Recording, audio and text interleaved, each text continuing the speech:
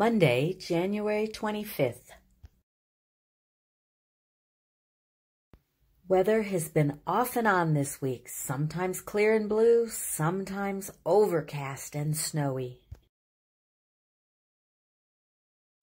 One morning, I heard a racket below my balcony and looked out to see this stair railing, I think. Just above that, several guys were pointing, discussing, pointing, and more discussing. They started installing down in the maintenance level and came up to the Mikasa level and welded a lot. First floor of assisted living got a stair handrail, and there was more welding.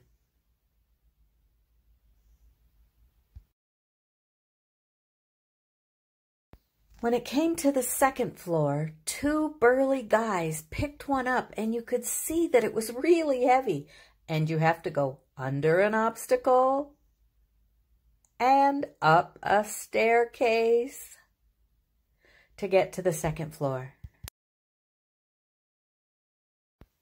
When they were finishing up with the last railing on the second floor, it started to snow. As it continued to snow, workers were putting in the final trusses on the second floor of assisted living. Then they will start working on the solarium.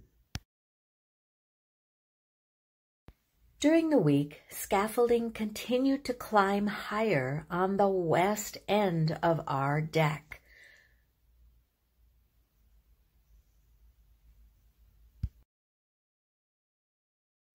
When crews ran out of the pieces to make the scaffolding go higher or wider, they called Skytrack and they brought some more.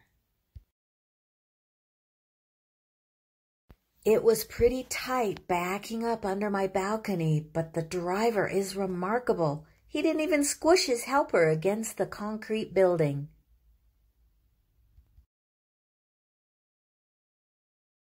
Walking around the street side, I'm interested in seeing the final facade of this building.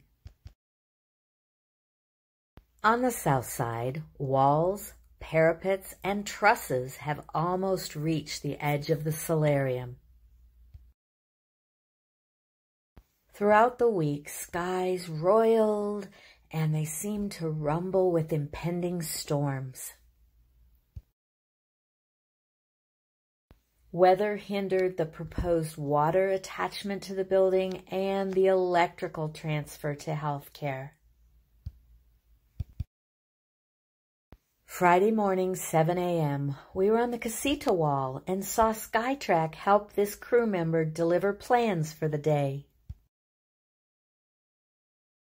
We were anticipating cooler towers being installed. We saw a new green cherry picker be delivered, but no truck with towers. We watched Skytrack become the trash collector today, and standing up on the wall, we were in the wrong place when the dust kicked up, and we coughed a little.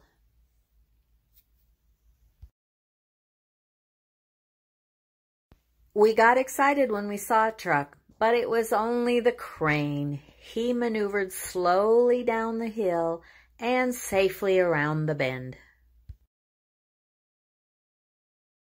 Eventually, he set up in the kitchen alley, where the towers are supposed to be installed. After several hours being MIA, the huge truck carrying cooler pieces arrived. Finally, after much waving and discussion between Oscar and the new truck driver, the workers took the Gate 8 down and proceeded to lay it in the grass. This should make room for the big truck to turn into the property. But no, when I looked again, workers were dismantling the walk gate as well. It was fighting back, and one of them picked up a hammer and started whacking on the joint until it let go, and they removed it as well. There was a lot more discussion, and eventually the truck driver decided his truck was just too long and unwieldy to make the S-curves safely. Another truck was idling in El Patron's parking lot with the remainder of the cooling tower pieces. Decision was made to get a smaller truck, offload each piece, and take it separately around to the kitchen alley. We were scheduled to get our vaccines that day, so we didn't see the actual towers being installed. When Wilbur went out to check on it, they were finishing up and workers were taking the straps off and making sure all of the bolts and brackets were in place. They're sitting just behind the big green generator box.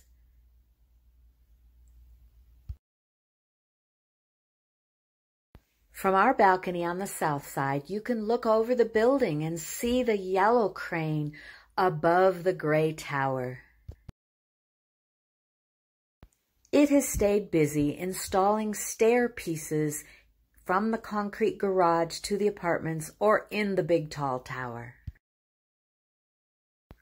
Our adopted grandbaby Naomi takes after her beautiful mother, Crystal.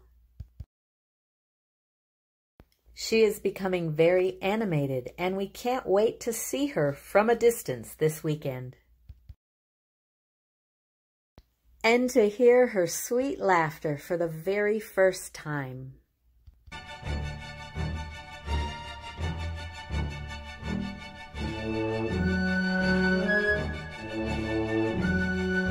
Hi, from the 6000 wing. Block Monster is still there, and also the crane is still there. But we see right away lots of progress. Last week, only a few stacks of framing were lying around on this level. All this progress in a week. Remarkable. Now, watch closely. Look, somebody moved the potty. Do you think it was Block Monster? Somebody told me that Block Monster comes down off the building on moonlit nights and causes mischief. As we round the west end here, you can see that they've finished the floor and ceiling here that is attached to the 3 pillars. And as we round the east end and go west along the south wall, we see that again it lags the north side a bit.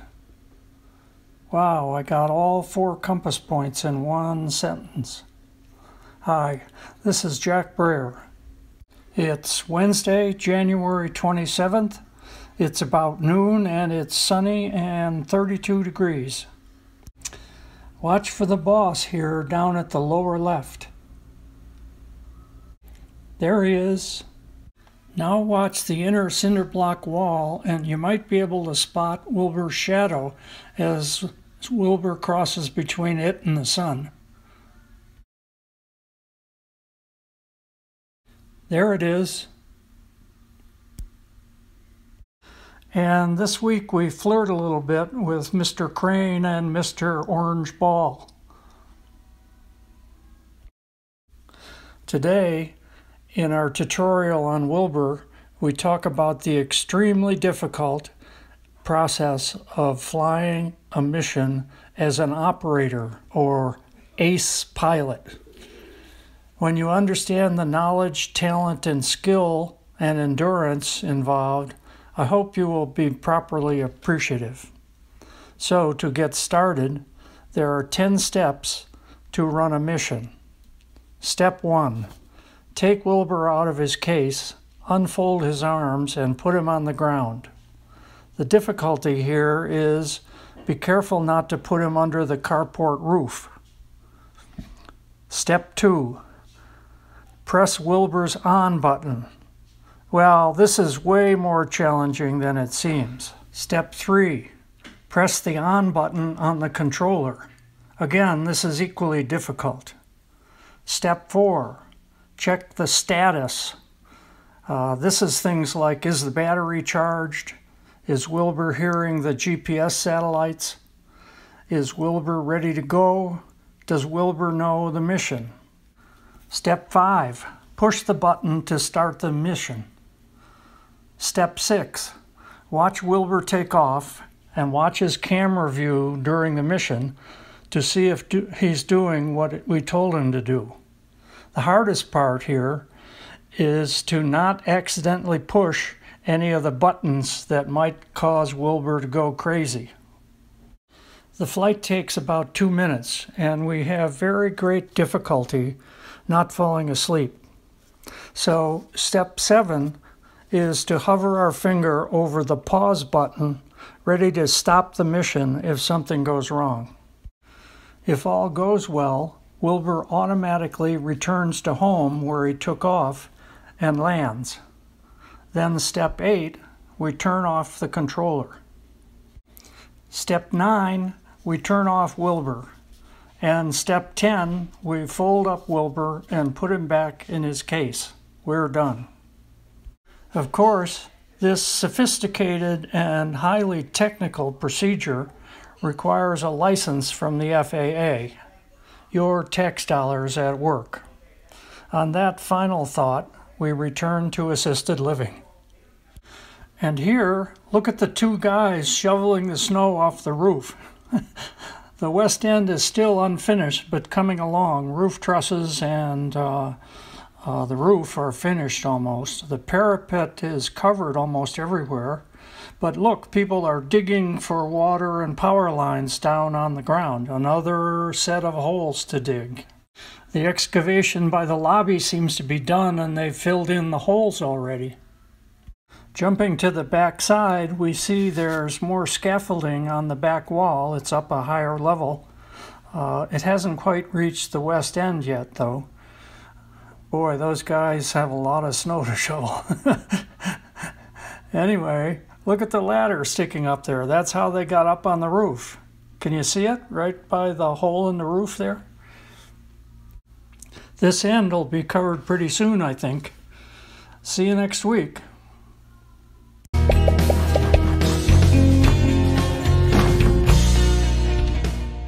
Don and I take nightly walks, and one day I looked into the library and something caught my attention.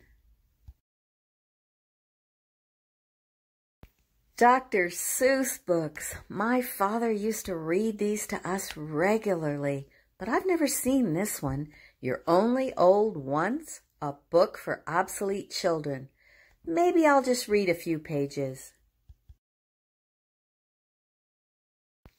One day you will read in the National Geographic of a faraway land with no smelly bad traffic. In those green pastured mountains of Fada-Fazee, everyone feels fine at 103, 'cause the air that they breathe is potassium-free, and because they chew nuts from the tut-a-tut tree. This gives strength to their teeth, it gives length to their hair, and they live without doctors with nary a care. And you'll find yourself wishing that you were out there, in Fada-Fazee, and not here in this chair, in the Golden Years Clinic on Century Square, for spleen replacement and muffler repair. Just why are you here? You're not feeling your best? You've come in for an eyesight and solvency test. And if you're the type that gets finicky, at this point you'll try to get out of that clinic, but they will outwit you as quick as a winnock. The quiz docs will catch you. They'll start questionnaring. They'll ask you point blank how your parts are all faring. And your grandfather's parts, and please try to recall if your grandma hurt most in the spring or the fall. Did your cousins have dreadful wild nightmares at night? Did they suffer such ailments as bus driver's blight, chimney sweep's stupor, or prune picker's plight? And describe the main cause of your uncle's collapse. Too much alphabet soup or martinis, perhaps.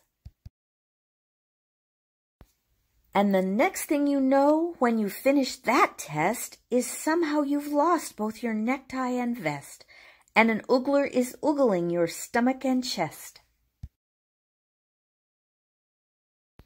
I think that's enough for now. I'll let you finish the rest, but you need to go to the library and check out these books.